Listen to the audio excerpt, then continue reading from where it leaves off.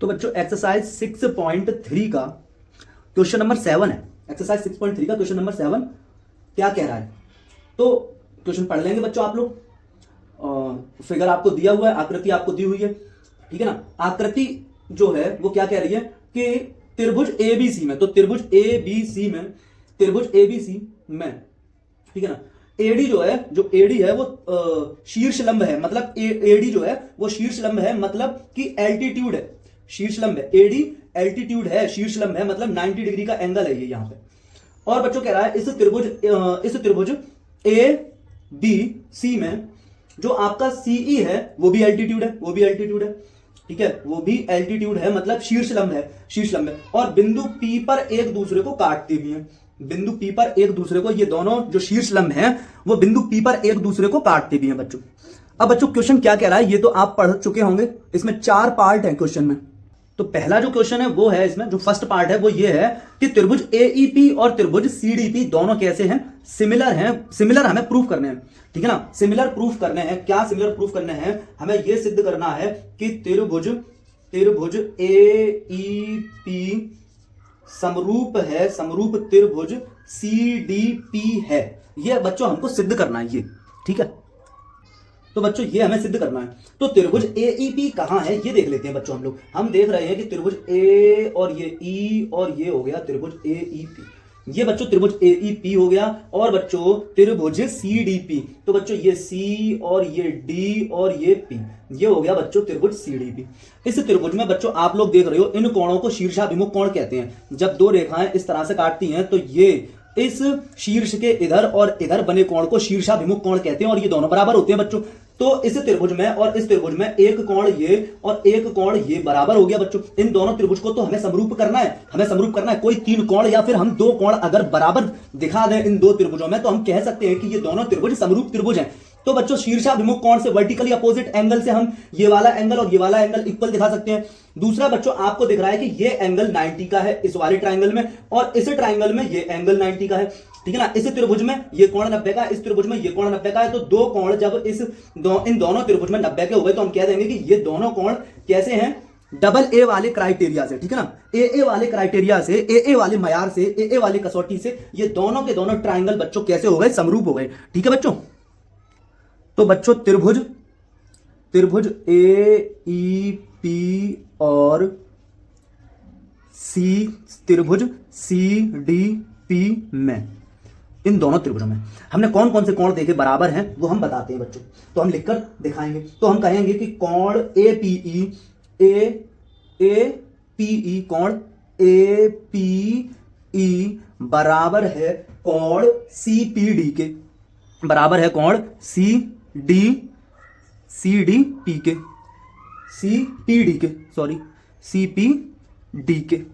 के। और ये लिख दिया। अब एईपी कोण एईपी, इस त्रिभुज में एईपी बस लिखना रह गया है बाकी, कि त्रिभुज एईपी में बराबर है कोण कौन से के, सीडीपी, बराबर कोण सीडीपी। ये 2 कोण जब बराबर हो गए तो बच्चों हम कह देंगे और वजह बता देंगे। इसकी वजह क्या है, इसकी वजह है कि ये है शीर्षाभिमुख कोण, शीर्षाभिमुख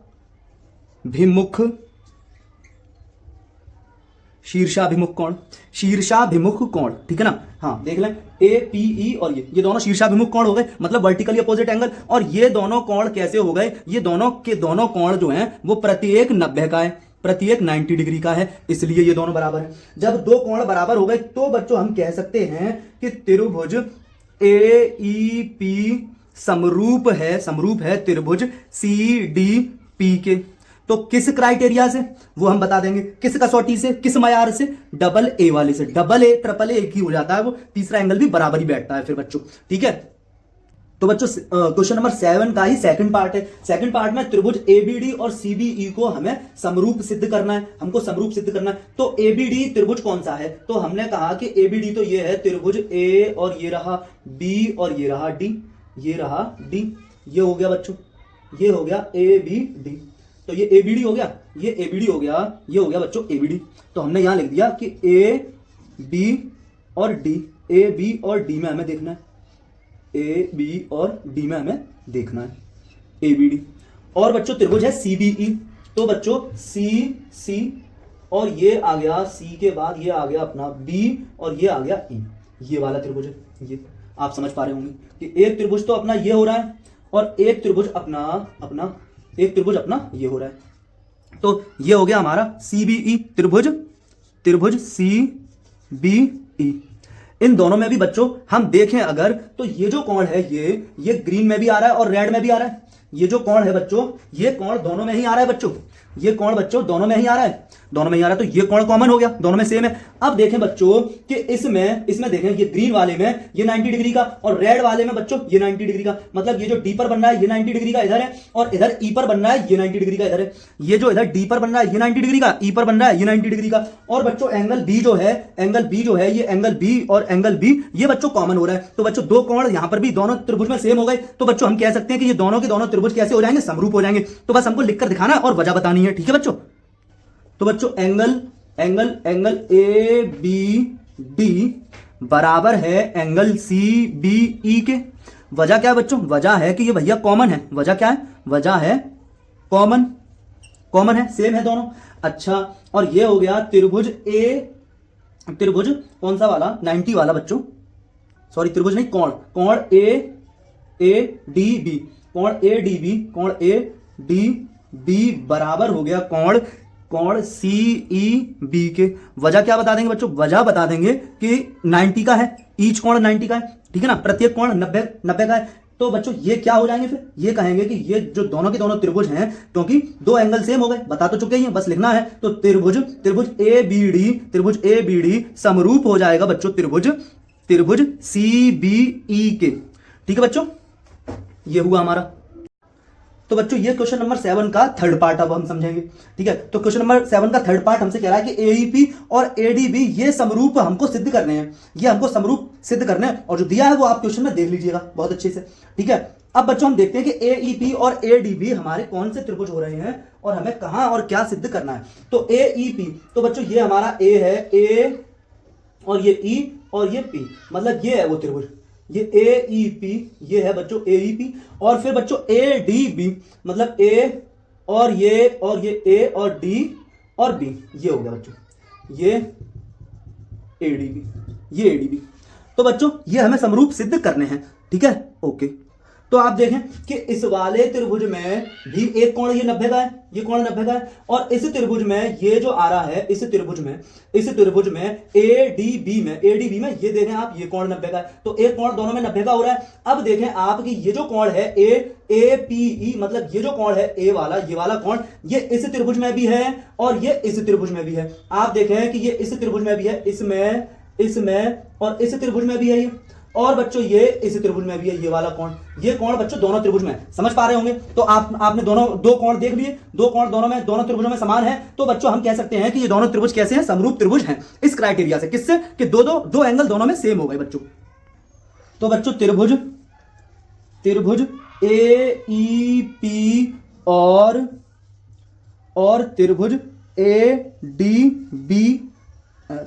ADB में, इन दोनों त्रिभुजों में हमें देखना है, ठीक है। तो इन दोनों त्रिभुजों में जब हम देखेंगे तो हमारा एक कोण कॉमन हो रहा है, ये वाला कोण कॉमन हो रहा है दोनों में, तो हम लिखेंगे कोण PAE बराबर है कोण DAB के।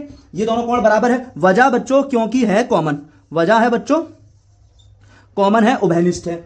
फिर बच्चों आ जाते हैं हम कि ये वाला कोण, ठीक है ना, और ये कोण 90 का हो रहा है, तो हम कह देंगे कि कोण AEP जो है वो बराबर हो रहा है ADB के। तो कोण ADB के क्यों बराबर है, क्योंकि दोनों के दोनों ही हैं 90 के, दोनों कोण 90 के। तो जब दो कोण 90 के होंगे तो हम कह देंगे कि दोनों त्रिभुज AEP सर्वांगसम हो जाएगा, समरूप हो जाएगा बच्चों त्रिभुज ADB के। ये हो गया बच्चों, ये समरूप हमने प्रूफ कर दिए।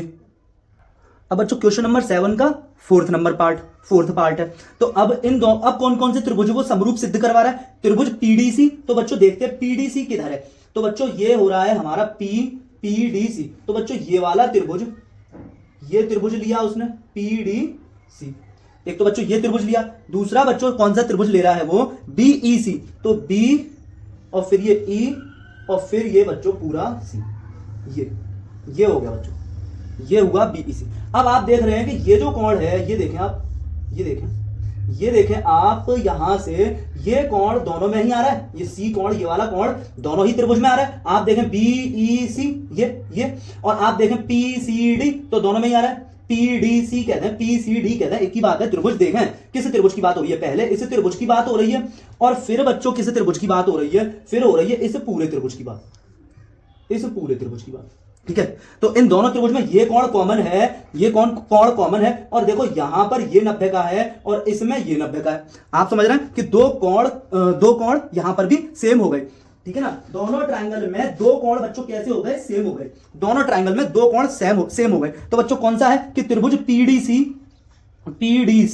और त्रिभुज BEC में, और त्रिभुज BEC में, तो बच्चों हम कहेंगे कि कोण PCB बराबर है कोण ECB के। वजह क्या बच्चों, वजह है ये वाला कोण, ठीक है ना। जब तुम PCD की बात करोगे, तब भी यही एंगल है, और जब आप ECB की बात करोगे तब भी यही एंगल है। तो बच्चों एंगल हो गया ये वाला बच्चों कॉमन, ये हो रहा है बच्चों कॉमन एंगल।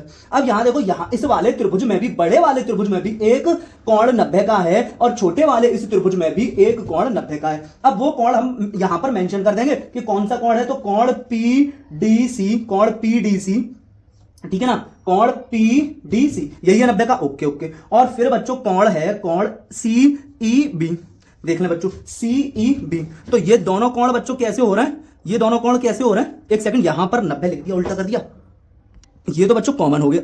ये वाला बच्चों जो है ना PCD ना, देखिए आप PCD और फिर देखिए ECB, तो ये तो कैसा हो रहा है, कॉमन हो रहा है ना। तो यहां पर हम बताएंगे वजह है, ये दोनों जो सेम हो रहे हैं, दोनों ही इक्वल हैं, तो वजह है कॉमन है। और ये जो दोनों के दोनों इक्वल हैं, तो वजह है कि दोनों के दोनों 90 के हैं, दोनों ही कोण 90 के हैं। तो फिर हम कह सकते हैं कि दोनों त्रिभुज जो हैं, ये दोनों त्रिभुज, ठीक है ना, ये दोनों त्रिभुज क्या हो जाएंगे, त्रिभुज PDC समरूप हो जाएगा त्रिभुज BEC के।